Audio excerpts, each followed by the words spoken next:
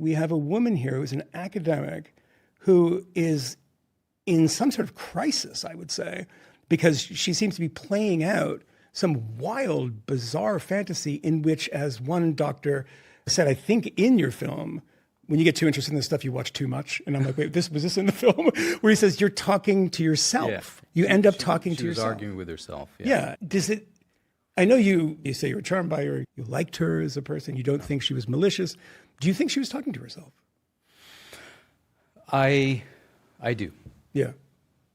Yes. But for me, the reason the story is interesting is not an investigative story about whether or not this worked or not. Correct, yeah. It's about, in the process of investigating that, you unleash a whole lot of questions about the nature of consent, about the nature of communication. One of the professors that speaks, this woman, Deva Kasnitz, who has herself a lived disability, who she ends up being almost like the Greek chorus of the film, and knew both of them, knew and is a defender of Anna Stubblefield. Yeah, to a certain degree, I think she is. I think she would call her naive, right? Yeah. But ultimately, Deva would say 80% of communication is nonverbal, and I think that you can't argue that there's a lot of things happening between two people, especially when they've been in intimate settings for it's just the two of you in a room over the course of a 2-year period.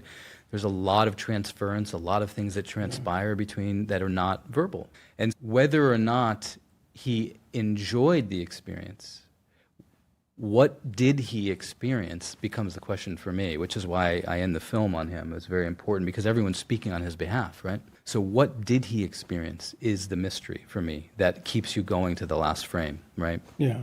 And I think what he did experience, that question becomes much more interesting in a way, right?